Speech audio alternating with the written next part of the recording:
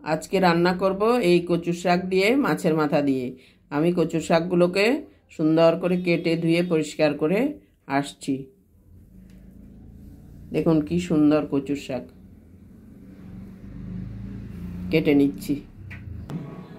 মাছের মাথা দিয়ে কচু শাক রান্না করার জন্য আমি যে কচু শাকগুলো দেখিয়েছি, কচু শাকগুলোকে সুন্দর করে মুছে পরিষ্কার করে তারপরে কেটে আবার সুন্দর করে ধুয়ে নিয়েছি। ধুয়ে এবার একটু নুন দিয়ে একটু ভাপিয়ে নিয়েছি,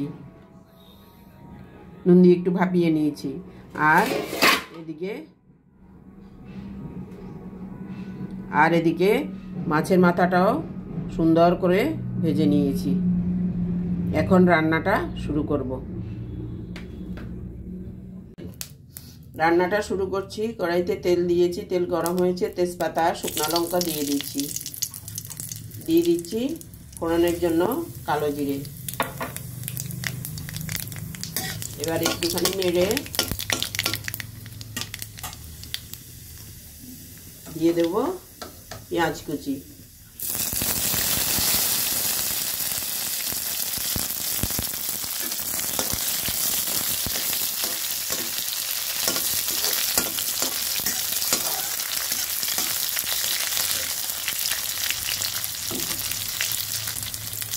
পেঁয়াজটা ভাজা হয়ে আসলে দিয়ে দেব আদা পেস্ট আর রসুন পেস্ট। পেঁয়াজটা কিছুটা ভাজা হচ্ছে, এবার দিয়ে দিচ্ছি আদা পেস্ট আর রসুন পেস্ট। এবার একটু ভেজে নেব।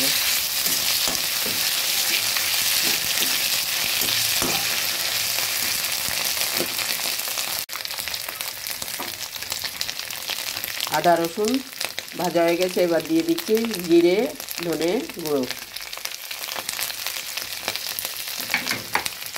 দিয়ে দেব হলুদ গুঁড়ো, লঙ্কা গুঁড়ো।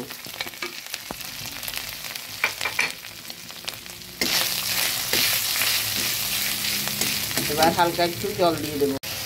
মশলাটাকে একটু সামান্য জল দিয়ে ভেজে নিলাম। এবার দিয়ে দেব 3টে কাঁচা লঙ্কা কুচি, কাঁচা পাকা লঙ্কা।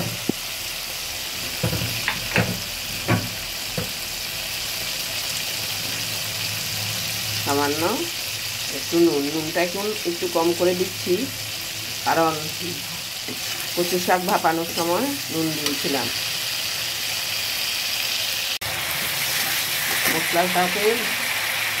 মশলাটাকে ভালো করে ভেজে এবার দিয়ে দেব বাদাম ভেজে রেখেছিলাম, বাদামটা। এবার দিয়ে দেব ভাপিয়ে রাখা কচু শাকটা। এবার ভালো করে নেড়ে দেব, ভালো করে নেড়ে ঢেকে ভাপলে নেব।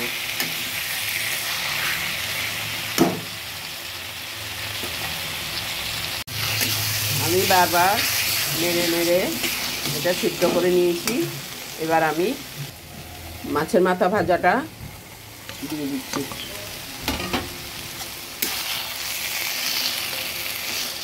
মাছের মাথাটা আস্তে আস্তে ভেঙে দেব।